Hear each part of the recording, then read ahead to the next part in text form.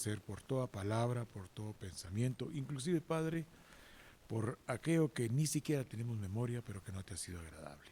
Perdónanos, Padre, y en este proceso de restauración, no por obras, sino por tu grande misericordia, danos el privilegio de poder crecer espiritualmente, para que el día de tu venida, Padre, estemos sustentados de una manera sobrenatural, apoyados en tu palabra que dice que cuando venga el día de la prueba, a vosotros que habéis perseverado, seamos guardados de una manera, Señor, que la humanidad dirá: grandes y maravillosas cosas ha hecho Dios con estos y las sigue haciendo. Amén y amén. Dios les bendiga, hermanos. Es la tercera o cuarta vez, no tengo ahorita memoria, de que estamos transmitiendo a través de estos medios de comunicación social. Agradecemos a Dios, agradezco a Marcos David su dedicación y el tiempo que invierte, porque es tiempo bastante largo el que invierte aquí. Que Dios te guarde, David, y que te restituya de acuerdo a tus peticiones. Y a usted, que amablemente se sienta en la comodidad de su hogar a escuchar la palabra, que Dios en su misericordia le abra su entendimiento espiritual, para que pueda usted, igual que yo, crecer espiritualmente. Ayer empezamos con una parte de un tema que titulamos el perfil del justo. Y nos fuimos al Salmo 119 y vimos los 3 primeros versos. Y decíamos que la palabra bienaventurado quiere decir respaldado por Dios, visitado por Dios, inspirado por Dios. Gloria a Dios, porque entonces Esher, Ashar, que son las palabras en hebreo, están diciendo que Dios en su misericordia tiene hijos que Él visita continuamente para hacerlos caminar en el camino, en la verdad y en la vida que vino Cristo a establecer. Entonces quedamos que el perfil del justo es aquel que, por estar continuamente apoyado en la palabra, apoyado en la escritura, no padece de los problemas de la iniquidad. Establecimos que el Señor, cuando pone sus ojos en alguien, es con el propósito de sacarlo de la condición que pueda tener. También vimos Juan 16:33, donde vimos el texto que Jesús dice: en el mundo tendréis aflicción, pero no temáis, yo he vencido al mundo. Y fuimos al Salmo 119, los versos 49 y 50. Perdón, al Salmo 140, versos 12 y 13. Si quieren lo vemos para Salmo 140, versos 12 y 13. La idea es que la palabra sea un sustento efectivo para todas las posturas de incredulidad que podamos tener adentro. Cuando dice Jesús: en el mundo tendréis aflicción, no temáis, yo he vencido al mundo, eso es un hecho evidente. Él vence al mundo, vence al sistema, vence la cultura, vence la religión, vence los gobiernos, vence los imperios, porque todos estos imperios están bajo el acicate de la muerte. Jesús en realidad muere por nuestros pecados, y Él no muere porque el pecado lo mate. Él voluntariamente, como el Cordero de Dios, entrega su vida en la cruz del Calvario, y ese pecado lo mata, lo lleva al infierno, lo hace ceniza. Pero Él, de ahí, el Espíritu Santo, Romanos 8:11, lo levanta de entre los muertos. Y si ese Espíritu que levantó a Jesús de entre los muertos está hoy en nosotros, y yo declaro y creo que sí, Él también, este cuerpo mortal, lo levantará para que nosotros experimentemos cosas maravillosas hoy, mañana y lo que nos resta de vida. El Salmo 140, versos 12 y 13, dice: yo sé que Yahweh tomará a su cargo la causa del afligido. Yo sé que el Dios Todopoderoso tomará a su cargo la causa del afligido y el derecho del que está necesitado. En el mundo tendréis aflicción, no temáis, yo he vencido al mundo. Y luego veíamos: ciertamente los justos alabarán tu nombre y los justos morarán en tu presencia. Entonces, hermanos, dijimos que estos textos están fundamentando la palabra anterior. Entonces, el que es justo y se mantiene en el 119, 1, 2 y 3 de Salmos, y por supuesto los 176 textos, pero estamos viendo algunos textos que nos garantizan y nos sostienen sustentan nuestra fe. La fe, o sea, la certeza, la convicción, el oír, el confiar, perdón, la certeza, la convicción, el creer y el confiar nos lleva a una conducta de obediencia y de fidelidad. Eso es lo que se llama fe, es la fe emunaj. Dijimos que había 3 tipos de fe: una fe natural, una fe como un don y una fe como un fruto. Los cristianos estamos diseñados para poner por obra la fe como un fruto. En otras palabras, certeza, convicción, confiar, creer, consecuencias, obediencia y fidelidad. Eso es la fe. Y la fe crece por el oír quién es Jesucristo y las maravillas que ha efectuado. Veíamos entonces que también en el Salmo 119 vamos a ver algunos versos. El verso 49 y el verso 50. Salmo 119, versos 49 y 50. Estos versos los vamos a ver, les decía yo, porque la palabra, es decir, la letra del alefato hebreo que ahí aparece es la 8ª letra. Esta letra, Zain, Z-A-I-N, quiere decir nutrir, y Dios nutre a sus criaturas. O sea, cuando empieza el Salmo 119, es la letra Aleph. Aquí ya vamos por la octava letra, que tiene 8 textos. Y aquí la letra Zain quiere decir Dios nutre a sus criaturas. Mire qué interesante, y mire cómo dice ahí: acuérdate de la palabra dada a tu siervo, en la cual me has hecho esperar. En el mundo tendréis aflicción, no temáis, yo he vencido al mundo. Dios está por los afligidos, Dios está por los necesitados. Ya vimos textos entonces que lo que Jesús dijo en Juan 16:33 está sustentado en los Salmos. Y aquí en Zain, donde Dios nutre, letra 8 del alefato hebreo, Zain, Dios nutre a los que son de Él, a sus criaturas. Dice la Escritura ahí en el 119:49. Esta letra es para nutrir.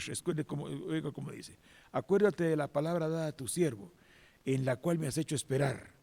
Ella es mi consuelo en mi aflicción, porque tu dicho me ha vivificado. Esto es una provisión de carácter sobrenatural para el pueblo de Dios viviente. Recuerden, nuestra vida está escondida con Cristo en Dios. Estamos juntamente en lugares celestiales con Cristo Jesús. Quiero que entendamos entonces que la Escritura se sustenta una a otra, se sostiene una a otra, se va soportando una a otra. Es porque los versos del capítulo 7 de Mateo, vamos a Mateo 7 y vamos a ver algo interesante. Yo sé que muchos de los que han seguido las enseñanzas en Iglesia Montejericín ya saben exactamente para dónde vamos. Mateo capítulo 7, en el capítulo 7 de Mateo, en el verso 24, nos da un elemento espiritual.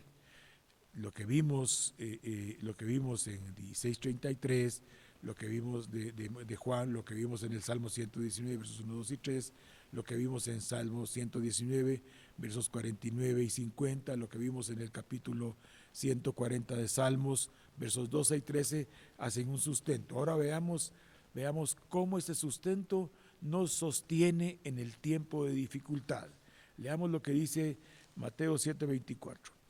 Cualquiera pues que me oye estas palabras y las hace, le compararé a un hombre prudente que edificó su casa sobre la roca.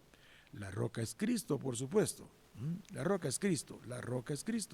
Ahora, tiene que ser revelado por medio de la Escritura. O sea, la revelación de quién es Cristo es por medio de la Escritura. Los textos que vimos anteriormente nos están diciendo que Él es capaz de sostenernos. Ahora aquí Jesucristo, cerrando el capítulo 5, el capítulo 6 y el capítulo 7 de Mateo, nos dice algo interesante. Cualquiera pues que me oye estas palabras, verso 24, y las hace, le compararé a un hombre prudente que edificó su casa sobre la roca.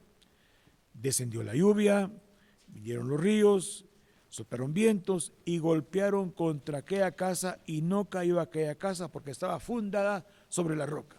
Solo con los pocos versos que yo le di a usted elementos para edificar sobre la roca. La aflicción como una circunstancia ajena, externa, no tiene por qué alterar en usted en ningún momento su condición de vida. Podríamos decir que esta noche Dios nos aportó en pocos textos, y hay más por supuesto, nos dio elementos para fundamentarnos, para no temer en la aflicción. Ya vimos el Salmo 140, versos 12 y 13, que Él sustenta y sostiene, y Él soporta, sostiene, nutre la vida del justo. Recuérdense que cuando vimos el Salmo 119, en los versos 49 y 50 dijimos que esa es la letra Zaín, y ahí también nos dice que Él aporta los elementos espirituales que necesitamos los cristianos para soportar la adversidad. Recuerde que estamos temporalmente sobre la tierra, y si invocamos por Padre aquel que ha de venir a juzgar a cada uno según sus obras, es conveniente que en este tiempo de nuestra peregrinación nos acerquemos confiadamente al trono de la gracia para poder sostenernos en todo momento, en toda situación. Recuerde Apocalipsis capítulo 3, verso 10. Leámoslo para que usted vea en Apocalipsis 3 cómo lo que hemos estado ahorita viendo tiene un futuro inmediato. Lo estamos viviendo ya, estamos viviendo a nivel mundial, una situación que nunca se había visto a nivel mundial, nunca, pero ni para la Primera Guerra Mundial ni para la Segunda Guerra Mundial, que involucraron casi a todo el mundo, no se lograron ver esas circunstancias que estamos viendo ahora. El mundo respondió inmediatamente tomando medidas radicales ante un virus, ante una circunstancia microscópica. Yo quiero, hermanos, que estamos siguiendo a Jesucristo con todo nuestro corazón, que analicemos. Si todos los gobiernos se pusieron bajo un solo gobierno, todos los gobiernos del mundo se pusieron bajo un solo gobierno, cuarentena por el virus.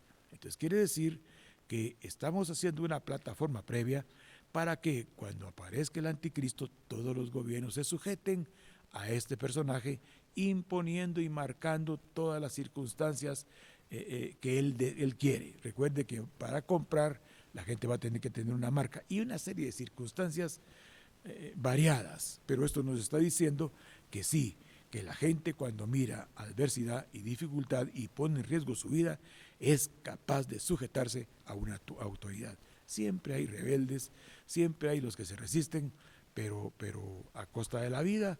Pero bueno, esto ya es otro problema, siempre hay dureza del corazón. Muy bien, y vamos a ver un texto para cerrar los textos anteriores. Siempre seguimos con el perfil del justo.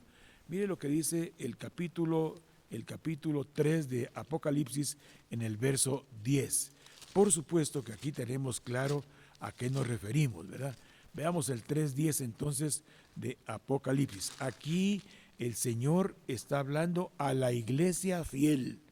Recuérdese que Filadelfia es la iglesia con una relación entre los cristianos de carácter filial.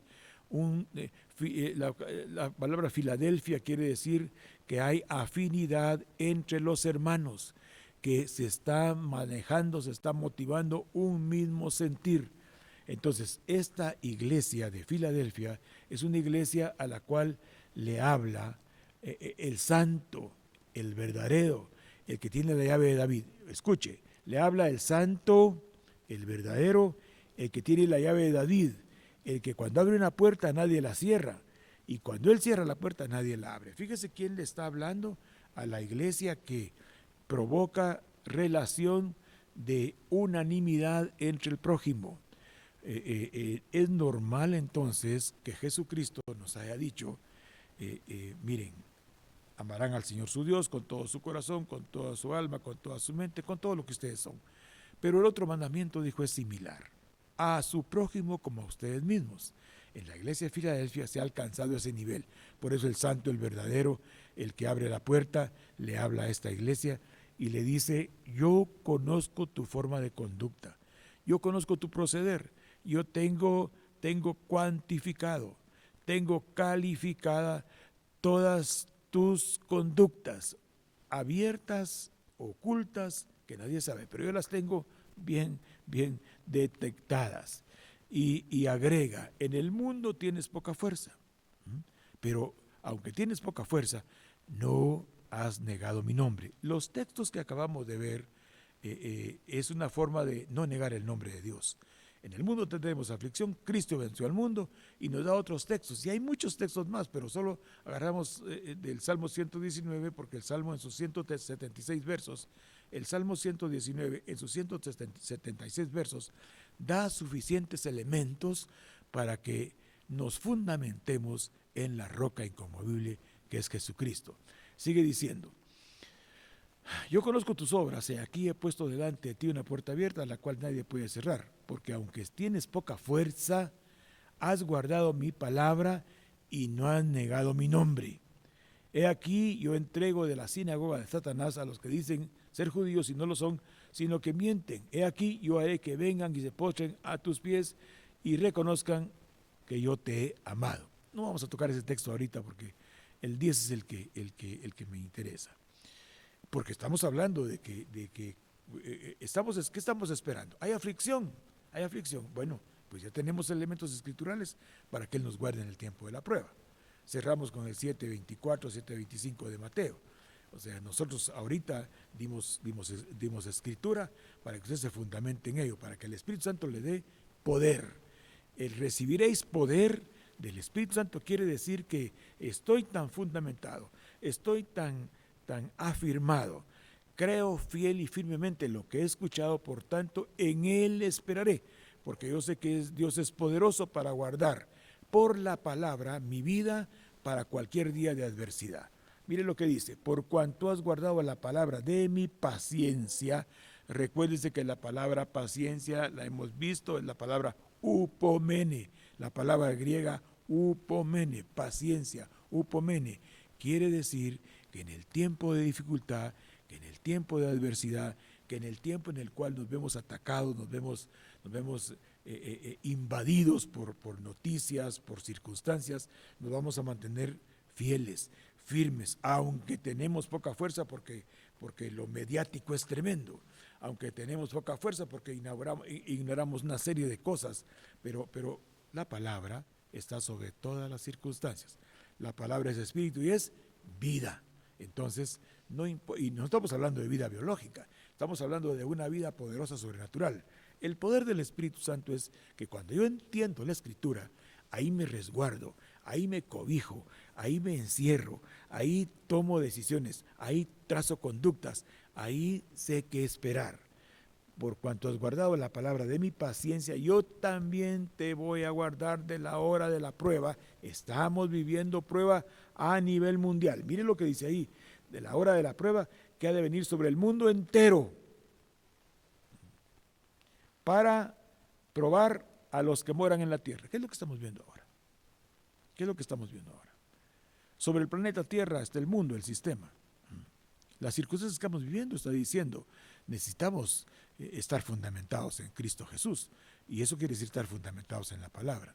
Ahora bien, esto implica algunas conductas que tenemos que volver a retomar. El perfil del justo. Veíamos 1 Timoteo 5:8 y eso lo vimos ayer. Y eso provocó una serie. Pues yo creí que no nos veían, pero sí hay hermanos que nos ven. Y lo que es más, lo llaman a uno por teléfono para decirle, mire hermano, eso de 1 Timoteo 5:8 yo pues nunca lo había visto y cómo está la cosa, cuénteme, dígame. Y yo le decía, mire, si es posible vamos a ver algunas cosas en la noche para no adelantar nada. Mire lo que dice 1 Timoteo 5:8. ¿Por qué le digo esto? Porque las circunstancias que estamos viviendo son el preámbulo de circunstancias más difíciles de manejar. Ahora es un microbio microscópico que está poniendo al mundo en vilo. Posteriormente habrá un personaje y tomará el control y el gobierno de los países. y todos deberán de sujetarse a él. Y tú, aunque tengas poca fuerza, y aunque la palabra del poder que Dios te ha dado, la palabra, mire, el poder que el Espíritu Santo les prometió en Hechos 1:8, váyanse al aposento alto, a Jerusalén, y ahí recibirán la promesa del Padre. Poder. Poder quiere decir tener uno la certeza interior, la definición interior, la identidad interior, que Cristo viene por una iglesia sin pecado. Una vez vino por iglesia pecaminosa, se entregó por el pecado, ahora que regresa por una iglesia que no tiene como práctica habitual el pecado. Cuando hablamos de pecado estamos hablando del carácter, de la conducta, de la personalidad, de la forma de proceder, de la forma de pensar, de la forma de conducirnos, de la forma de hablar, y ahí de una o de otra manera todos tenemos deficiencias. Por eso se hace urgente que el Espíritu Santo nos llene de poder. Y recuerde que hablábamos de los tres niveles de dones: los dones de poder, los dones de inspiración y los dones de revelación. Yo le decía a usted que los dones de poder y los dones de revelación son impresionantes, pero los dones de inspiración son bien interesantes, porque cuando uno habla lenguas del Espíritu, que ni uno mismo entiende, el entendimiento no entiende, uno edifica el hombre interior, edifica su hombre interior. Yo ruego a Dios en su infinita misericordia, especialmente que los hermanos de Monte Gerizim, el Espíritu Santo los va a llenar para que con palabras no inteligibles, no entendibles, hablen a Dios, y esto los haga fortalecerse en su hombre interior. Ahora, si hay quien interprete, gloria a Dios, porque entonces se va a consolar, se va a edificar, se va a animar y se va a exhortar al grupo congregacional que esté alrededor de usted, en este caso los miembros de su familia. Qué bueno sería que todos los miembros de las familias, más de alguno, profetizara. Sería interesante porque entonces sería una consolación, una edificación, una exhortación y un ánimo privado. Las personas pueden tener mucho conocimiento escritural, mucho conocimiento bíblico, ser ancianos, ser inclusive pastores, ser evangelistas, maestros, apóstoles y profetas, y tener grandes falencias, tener grandes y fuertes debilidades, en el sentido de que en la iglesia profetizan, en la iglesia se hace todo tipo de eventos de orden espiritual, pero en casa esa provisión no llega. Es importante entonces que a esos que tienen mucho conocimiento, que no hay quien les enseñe nada, que tienen tanto conocimiento que no hay quien les diga nada porque tienen sus puntos doctrinales, pero su vida personal difiere mucho de su grande conocimiento teológico.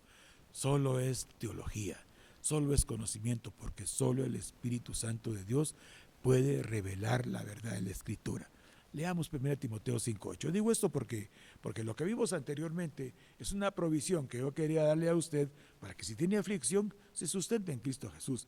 Él tendrá oportunamente la salida y todos los elementos espirituales para usted, para que no tema, para que sea valiente, para que no se desmaye, siempre y cuando esta palabra se anteponga en todas sus conductas. Mire cómo dice entonces 1 Timoteo 5:8. Porque si alguno no provee para los suyos, y mayormente para los de su familia, mire usted, es peor que un incrédulo y ha negado la fe.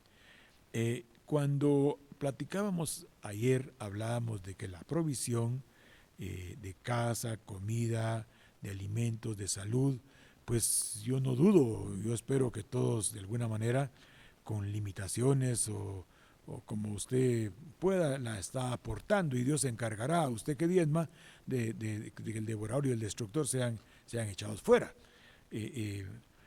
No hay peor cosa que vivir una vida cristiana entre el mundo y la vida espiritual. No hay peor cosa, porque uno juega en los dos equipos. Un tiempo juega en el mundo y otro tiempo juega en la vida espiritual. Pero cuando vienen las dificultades, el abordaje es mundano.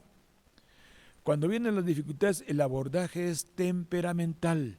cuando las personas tienen una gran parte de vida espiritual y una gran parte, cuando digo vida espiritual, diciendo, van a la iglesia, diezman, sirven en la iglesia, pero en el mundo también tienen su gran participación.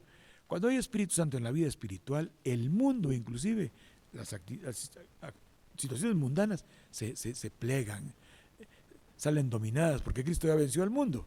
Entonces, no hay circunstancia mundana que pueda doblegar al que espiritualmente tiene Espíritu Santo. Ahora bien, el mundo tiene poder también y tiene autoridad, pero como ya Cristo venció al mundo y usted es del cuerpo de Cristo, usted está capacitado para que el mundo ocupe su lugar que debe de tener, abajo de la presencia de Dios. Aún así, por eso dice, en el mundo tendréis aflicción, pero no teman, yo he vencido al mundo.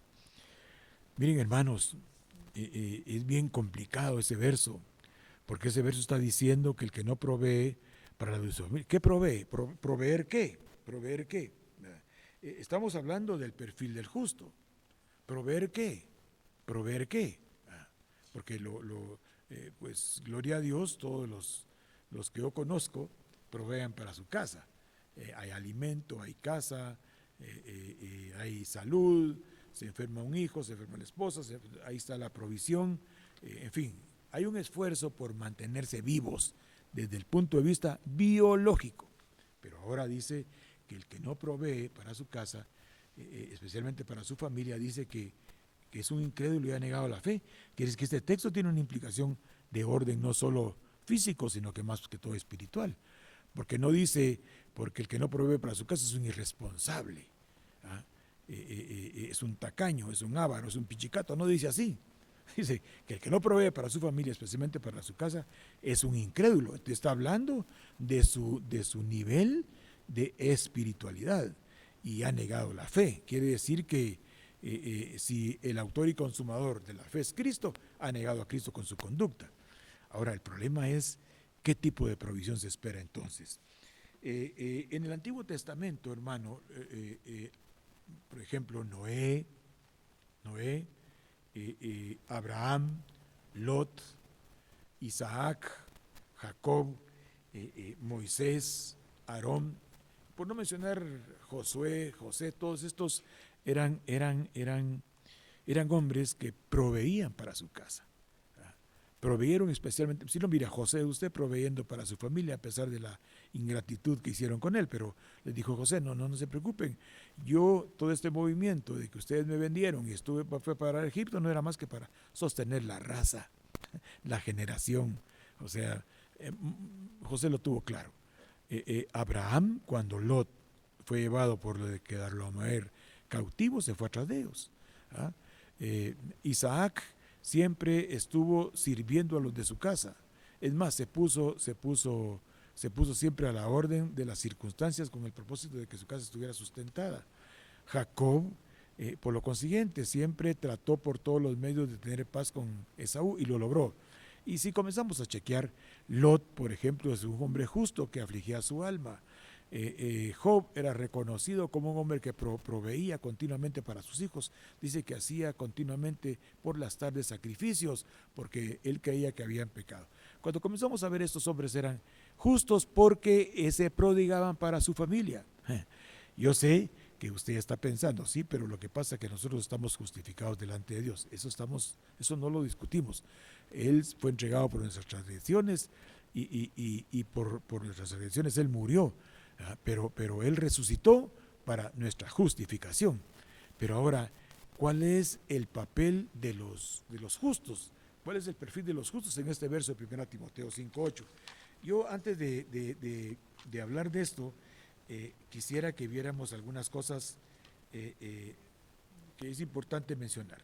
Recuerde que hablamos de la palabra proveer y dijimos que la palabra proveer era pronoeo, con tilde en la E. Y dijimos que pronoeo, que es la palabra griega de proveer, quiere decir buscar por adelantado el mantenimiento para otros, considerar de antemano. Esto incluye involucrar el nous, o sea, la mente, el intelecto. Tiene que ser algo planificado. Muy bien, si una persona inteligente hace el esfuerzo, estudia, se profesionaliza, porque él quiere que su esposa y su descendencia tengan un nivel social que le permita tener acceso a las cosas probablemente que él nunca tuvo, o él tiene sus planes, o sea, actuó con la mente natural. Pero ahora viene el hecho de que hay que actuar también con la mente espiritual, y tengamos muy en cuenta que debemos de proveer para los de la casa, proveer no solo lo material, sino también vida espiritual.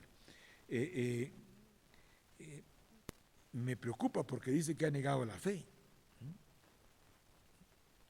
Y es peor que un incrédulo. Eso es algo que prácticamente Dios no quiere que nadie se pierda, pero alguien que actúa así está fuera del grupo de aquellos a los cuales el santo, el verdadero, el que abre la puerta, le está hablando. O sea, que no está en Filadelfia, sino que pueda que esté en la Odisea. Tú has dicho, yo soy rico, de nada tengo necesidad, tengo todo lo que quiero, ¿verdad? Pero tú no eres ni frío ni caliente, eres tibio, eres desventurado, eres miserable, eres pobre, eres ciego y eres desnudo. O sea, el que no provee para su casa puede entrar en ese rubro. El asunto de la palabra es que Dios no acusa, no señala, todas las cosas ayudan a bien. Y esta noche yo no lo estoy señalando ni acusando, pero sí quiero que usted medite cuál es la provisión que usted está dando para su casa, especialmente si es padre de familia. Usted pensará, pues sí, pero mis hijos ya tienen 18, 20, 24, 30, viven en su casa, habitan bajo su techo. Entonces usted tiene desde el punto de vista espiritual, 1 Timoteo 5:8 sigue siendo su meta. No se trata de poner coritos todo el día, ¿verdad? O poner mensajes todo el día y pensar que por esos coritos y por esos mensajes pues ya estamos haciendo una provisión de carácter espiritual, aunque sí, claro, una casa donde se ministran alabanzas, una casa donde se oyen predicaciones, pues lógicamente es una casa que está siendo visitada no solo por la alabanza y la adoración, sino que está siendo visitada por la palabra. El asunto es que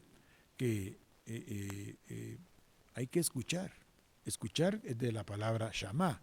De la palabra shamá quiere decir hacerlo inteligentemente. Yo si estoy oyendo música, estoy oyendo coros, adoración, alabanzas, que sé, y no estoy poniendo atención, no están edificando mi alma. El ambiente probablemente está siendo ministrado con esa música, pero no está haciendo absolutamente nada en mi alma. Es como aquellos hermanos, ¿verdad?, que llevan una predicación y van platicando con uno. O sea, hay un poquito de fetichismo de pensar que porque alguien va predicando y uno lo va oyendo en el radio del carro o de la casa, está de esta manera haciendo algo agradable a Dios. Probablemente sí es agradable a Dios el que está predicando, pero uno no está agradando a Dios porque hay que llamar, o sea, oír inteligentemente, analizar, meditar, escudriñar lo que se está oyendo. Miren, hermanos, yo quisiera que hay una responsabilidad propia de cada hombre o de una mujer, no solo la manutención del hogar, no solo trabajar para proveer, sino que dar una provisión espiritual. Yo quisiera que viéramos algunos versos para tener elementos escriturales, no lo que dice el hombre, no lo que dice el pastor, sino que lo que dice realmente la escritura. Miremos en Deuteronomio capítulo 6. Vamos a Deuteronomio capítulo 6, vamos a ver aquí. Deuteronomio 6. Tenemos nada más 12 minutos para terminar. Y entonces esperamos darle a usted elementos escriturales para que usted pueda sustentar la enseñanza. Fíjese, hermanos, que en el verso 6 de Deuteronomio 6:6 dice: y estas palabras que yo te mando hoy estarán sobre tu corazón. El antiguo pacto, el nuevo pacto están escritas en el corazón, no con tinta, no con mano de hombre, sino con la mano del Espíritu Santo y con la sangre de Cristo. O sea, tiene más peso de carácter espiritual. Estas palabras que yo te mando hoy estarán sobre tu corazón y las repetirás a tus hijos y hablarás de ella estando en tu casa y andando por el camino, y al acostarse y cuando te levantes, y has de atarlas por señal en tu mano y estarán por frontales entre tus ojos, y las escribirás en los postes de tu casa y en tus portadas. O sea, dice, cuando Dios te haga entrar en una tierra extraña, ¿ah? estas posturas espirituales de tener la palabra van a ser las que te van a sostener. Veamos ahora el 4:9, siempre Deuteronomio. Son textos bíblicos que nos llaman la atención al respecto de que haciendo las cosas que a Dios le agradan, entonces vamos a estar proveyendo para la casa. Pero tenemos que tener la palabra de Dios que es viva y eficaz, la que es cortante, la que es inspirada por Dios, tiene que prevalecer en nuestras conversaciones. Por supuesto, no estoy hablando de que hagamos un rito religioso de esto. Tratemos por todos los medios de con la familia tratar de dilucidar los textos bíblicos. Mire el 4:9, por tanto guarda tu alma con diligencia, que no te olvides de las cosas que tus ojos han visto, ni se aparten de tu corazón todos los días de tu vida, y enséñalas a tus hijos y a los hijos de tus hijos. Miremos Proverbios 4:23 para no sé si vamos a terminar el tema porque Proverbios 4:23 no que nos mire pues Proverbios 4:23, sobre toda cosa guardada guarda tu corazón. La única manera de guardar el corazón es si Dios en su misericordia prevalece en nosotros con la palabra, porque dice que del corazón, de él brota la vida, de él brota la vida. Miremos Deuteronomio capítulo 11, Deuteronomio 11, vamos a Deuteronomio 11, vamos a ver el verso 18 al 21, 18 al 21.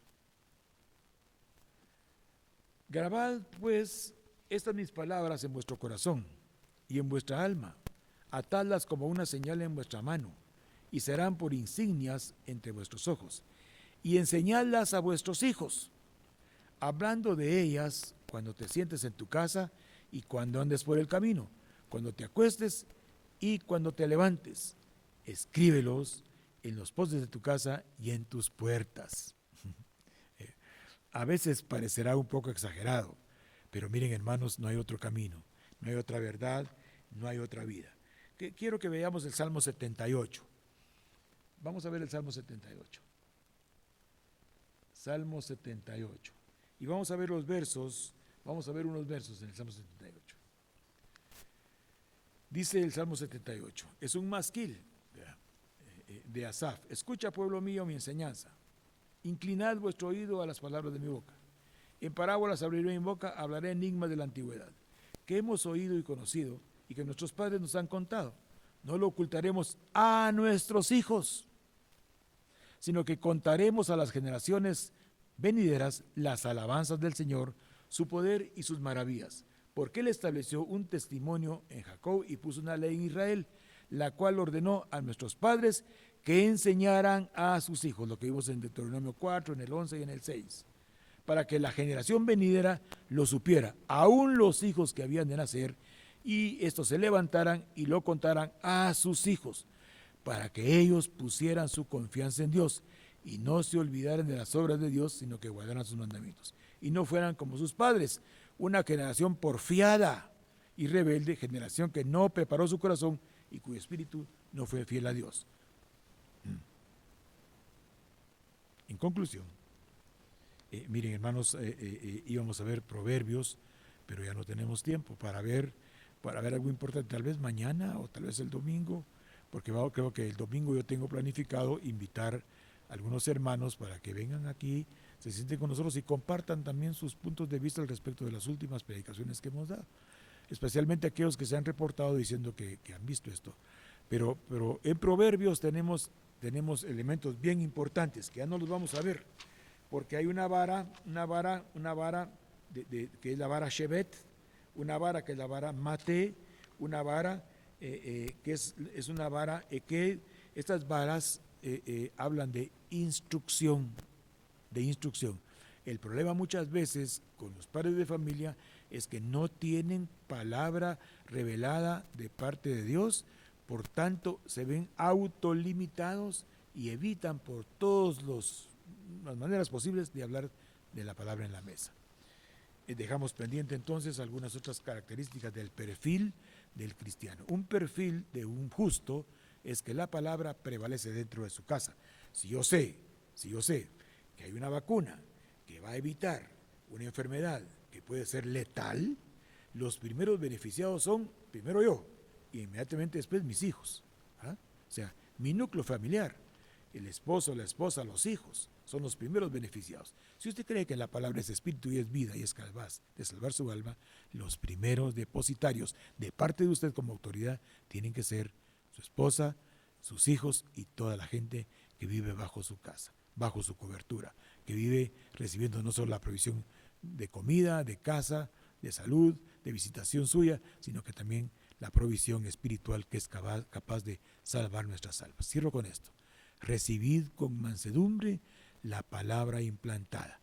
Dejemos toda inmundicia, todo resto de malicia, porque la palabra implantada es capaz de salvar nuestras almas. Que Dios le bendiga, hermano, que el Señor en esta noche lo haga reflexionar y el día de mañana, si Dios permite, o el domingo, seguiremos reflexionando al respecto del perfil del justo. Quedamos pendientes entonces con las varas y las varas de enseñanza y su edificación en las casas privadas. Dios le guarde y le bendiga y que el Señor lo visite hoy por la noche y siempre. Amén y amén. Aleluya.